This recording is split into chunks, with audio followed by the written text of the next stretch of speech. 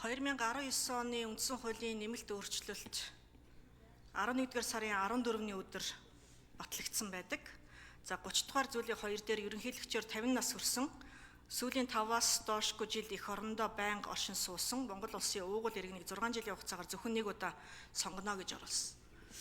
2021 онд ерөнхийлөгчийн сонгуулийг явуулахдаа ерөнхийлөгчийн сонгуулийн тухай хуульд 4 жилээр сонгоно гэдэг тэр заалтыг анзаараагүй тэгээд сонгуулаа явуулсан гэсэн үг.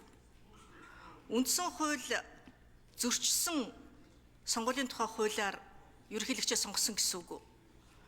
Тэгэхээр ийм хуулиар сонгогдсон ерөнхийлөгчийн легитим чанар яах вэ гэдэг ингээд хөрвүүлээд яриад авах юм бол энэ чинь хөөрхөн юм яригдаад авах юм биш үү?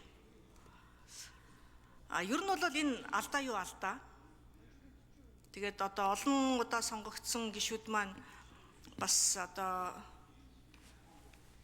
өөр хүмүүсийн буруу юм шиг бас ярьж болохгүй хаа гэж бодож байна нэг талдаа.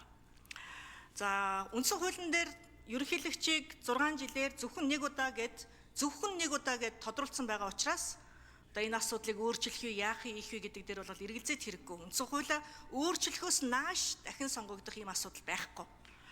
Гагцхүү өчигдрийн одоо энэ дээд шүүхийн шүүгчтэй холбоотой хүмүүс бас юм яриад байна л та. Тэгээ энэ заалт нь өөрөө юу байсан бэ гэхээр 6 жилээр томилно гэж байгаад байгаа. Ерөнхийлөгч 6 жилээр томилно гэж.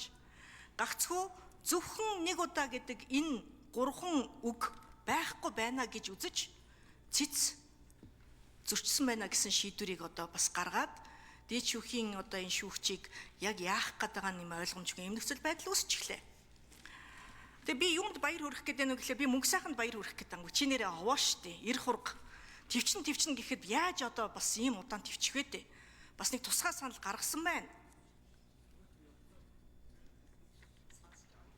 Гүндэрээ цэцэн шивдэрт бөөнөрөө одоо эргэлздэг хүмүүс нэмэгдэж байгаад бол туйлын баяртай байна. Би бол жилийн өмнө зад цэцчтэй гэдэг ийм ойлголттой болсон шүү дээ. Тэгээ уг нь бол одоо 6 жил бол үр дүнтэй ажиллахад хангалттай хугацаа. Үргэлжлүүлэн ажиллах юм бол хараат бус байдал нь алдагдана гэсэн ийм дүгнэлтийг мөнх сайхан бас бичсэн байгаа юм. Тэгээд одоо энийг хүмүүс нь уншиж танилцаад за томилох ерөнхийлөгч маань бас анхаараасаа ганц зэрэг нь одоо дахиад томилогдно гэд дайрчих үү бурхан минь.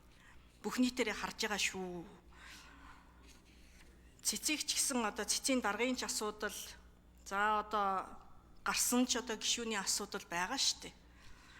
Тэгээ цэц хүртэл одоо ийм нэр хүндгүй ийм шийдвэрүүдийг гаргаад ахлаар бид нар ч одоо хиндэ итгэх вэ дээ. Хүнд биш.